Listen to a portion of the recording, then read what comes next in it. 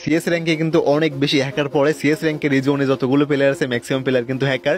So 3 নম্বর যে প্লেয়ারটা আছে, প্লেয়ারটার নাম দেখছেন ফোন প্যানেল। তার প্রোফাইলে ঢোকার পরে দেখলাম সে লেভেল মাত্র 37, বাট সে কিন্তু রিজনে 3 নম্বরে আছে। আর বাড়িতে লিখে রাখছে মেন আইডিতে প্যানেল লাগলে হোয়াটসঅ্যাপে মেসেজ দিতে বলছে। সো হোয়াটসঅ্যাপ নাম্বার যেহেতু দেওয়া আছে গাইস, ওর হোয়াটসঅ্যাপ নাম্বারে মেসেজ দেওয়ার পর ওর কাছ থেকে একটা প্যানেল কিনবো। তো দেখা যাক টাকা দেওয়ার পরে সে আমাদেরকে প্যানেল দেয় কিনা। আর গাইস ও প্যানেল সেল করে প্রতিদিন কত টাকা ইনকাম করে আমরা এখন ওর হোয়াটসঅ্যাপে মেসেজ দিয়ে জানতে পারবো সবকিছু। সো হোয়াটসঅ্যাপে ফার্স্ট টাইম ওরে মেসেজ দিলাম হাই, তো কিছুক্ষণ পরে রিপ্লাই দিল হচ্ছে হ্যালো। তারপরে আমি লিখলাম যে কেমন আছেন। তো প্যানেল সেলার দেখলাম যে অ্যাক্টিভ, ঠিক আছে, সে আমার কাছে প্যানেল সেল করে তারপরে ছাড়বে।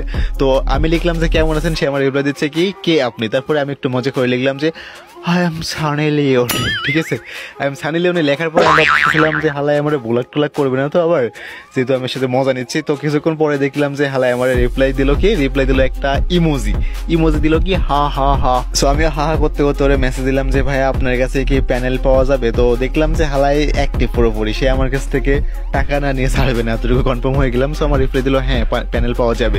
তারপরে আমি লিখলাম যে ভাইয়া একটা প্যানেল লাগবে, দিতে পারবেন, ঠিক আছে। তারপরেও আমার মেসেজ দিয়ে রিপ্লাই দিল কি যে আমার কাজই তো এটা, ঠিক আছে, ওর কাজ হলো প্যানেল সেল করা। একটা সোর প্রাউডলি বলতেছে আমি সোর। সো এটা দেখার পরে আমার খুব রাগ উঠছে, ঠিক আছে, ওর কাজ নাকি প্যানেল সেল করা। তারপরে আমি ওরা লিখলাম যে ও আচ্ছা। আমি একটু মজা করে লিখলাম যে ভাই পাছায় গুলি মারলে কি এনিমির মাথায় লাগবে, ঠিক আছে। তারপর ও লিখলো যে হ্যাঁ।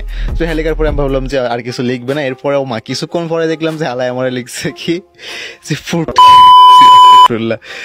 গুলি মারলে না কেটে লাগবে, ঠিক আছে, আমি উচ্চারণ করতে পারতেছি না মুখ দিয়ে। তারপরে আমি ইমোজি দিলাম, ইমোজি দেওয়ার পরে আমি বললাম যে ভাইয়া প্যানেল কত টাকা, ঠিক আছে, প্যানেল কত টাকা আমি ওরা লিখলাম নর্মালি। তো আমার লিখতেছে 300 টাকা। 300 টাকা দেখে আমি কনফার্ম হয়ে গেলাম যে হালাই আসলে স্ক্যামার, ঠিক আছে, 300 টাকা যেহেতু লিখছে তো হালাই আসলে স্ক্যামার। যাই হোক আমি ওরা বললাম যে আমি প্যানেল নিব কি হবে। তো আমার রিপ্লাই দিল কি আপনি আমার বিকাশে সেন্ড মানি করে দেন। তারপরে আমি লিখলাম যে ভাই আপনি প্যানেল সেল করে ডেইলি কত টাকা ইনকাম করেন। সো আমার সুন্দর করে রিপ্লাই দিল কি সে নাকি ডেইলি 3000 প্লাস ইনকাম করে, মানে মাসে 1 লাখ টাকার বেশি ইনকাম করে প্যানেল সেল করে, ঠিক আছে।